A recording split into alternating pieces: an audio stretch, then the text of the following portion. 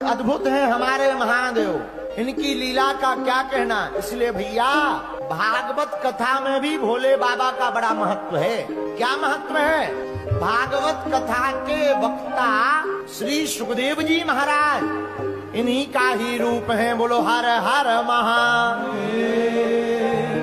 जब वेद व्यास जी ने भगवान शंकर की तपस्या की तो भगवान शंकर ने वरदान देते हुए कहा, जाओ हम तुम्हारे घर पर संतति रूप में आवेंगे और श्रीमद् भागवत महापुराण का प्रचार करेंगे।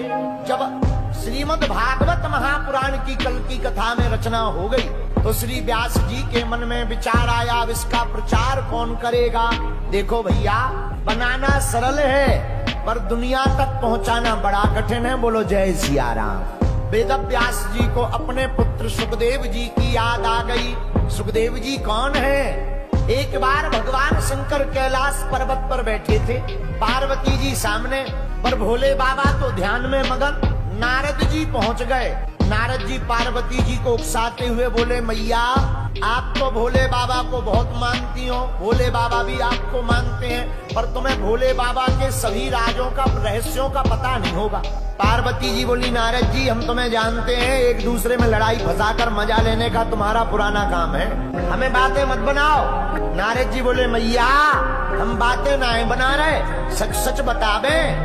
भोले बाबा जो गले में मुंडों की माला पहनते हैं, तुम्हें पता है वो किसकी है? पार्वती जी बोली, हमें पता नहीं है। नारद जी बोले, तुम्हें तो फिर ये भी पता नहीं होगा कि भस्म किसकी रमा है। पार्वती जी बोली, ये भी हमें पता नहीं है। तो नारद जी बोले, भैया फिर तो एक और बात तुम्हें पता नहीं होगी। बोले क्या?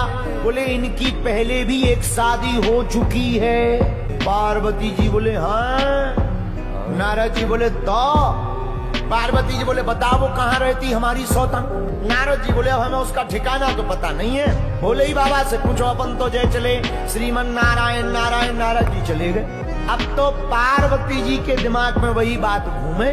पार्वती जी बैठी कि अब जागने दो भोले बाबा को, अभी मजा लेते हैं। अब भोले बाबा जागे समाधि से, राम राम राम राम राम सीताराम सीताराम सीताराम।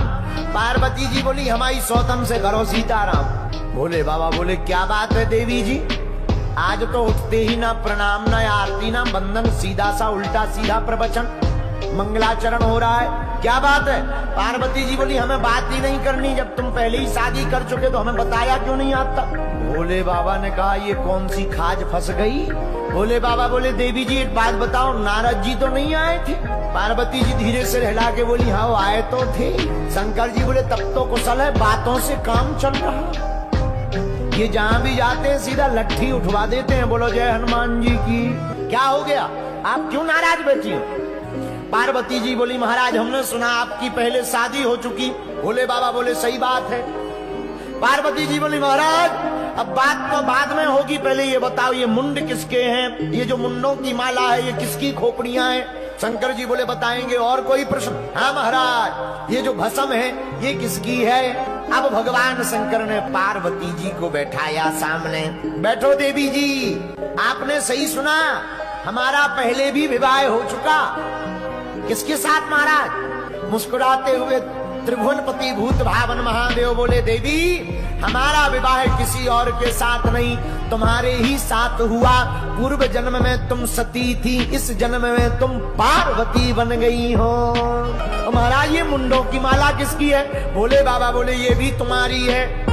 हमारी महाराज? हाँ, जितने मुंड हैं इतनी बार तुम जन्म ले चुकी, शरीर त्याग चुकी, और हम तुमसे इतना प्रेम करते कि जब भी तुम शरीर त्यागती हो तुम्हारे मुंडों की माला बनाकर हम अपने हृदय के पास सदा रखते हैं। पार्वती जी बोली, महाराज रुकियो रुकियो रुकियो रुकियो रुकियो, केवल हम ही भर गए, आप एक भी बार गायब नहीं भय। भोले बाबा बोले, देवी जी हमने अमर कथा को सुन रखा है, और जो अमर कथा को सुन लेता है वो फिर अमर हो जाता, मरता नहीं है। पार्वती जी बोली, महाराज वो जो भी कथा जड़ी बूटी हो हमें और खिवाए दो, कौन लफड़ों में पड़े बार बार, कम से कम अगली बार ये शक तो पैदा नहीं होगा। बोलो जय बजरंगबली।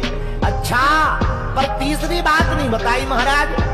ये भस्म किसकी है? भोले बाबा बोले 2 लोगों की। कौन कौन की?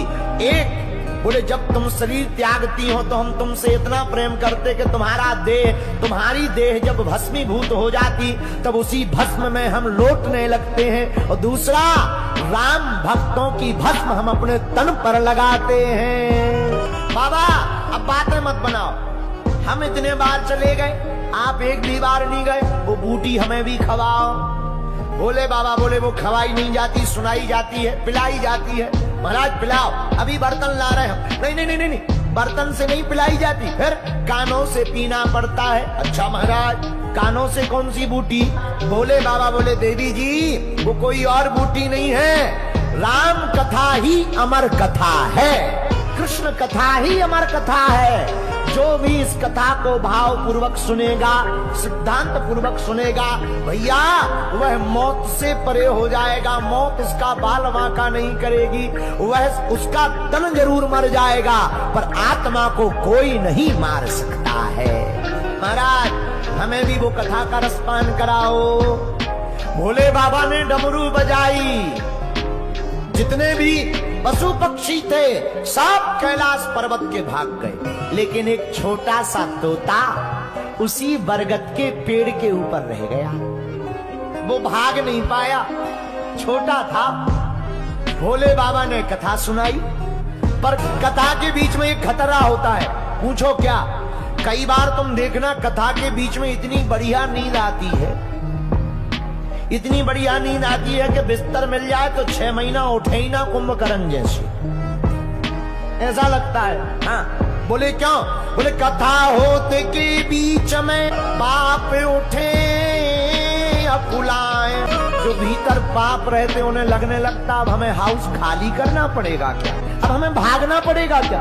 एक काम करो, इसको ही कथा से उठा दो, ये कथा से उठ जाएगा तो हमें अंदर से भागना नहीं पड़ेगा। बोलो जय बजरंगबली। भोले बाबा ने भैया अमर कथा सुनाई।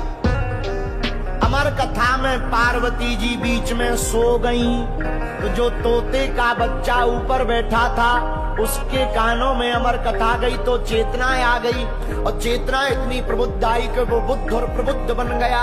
तो जब पार्वती जी सो गई तो कथा में बीच बीच में जवाब देना चाहिए। हाँ महाराज बढ़िया कह दी, ये बीच बीच में बोलने से कथाकार का मन लगा रहता है कि तुम्हें समझ में आ रही। बोलो जय बजरंगबली। तो भोले बाबा ने कथा सुनाई, वह सुख यानी तो तोता बीच बीच में जवाब देने लगा। जब बीच बीच में जवाब देने लगा, ओ हो कहते अमर कथा शिव शंकर भोले दानी, हुंकारी भरे माता पार्वती।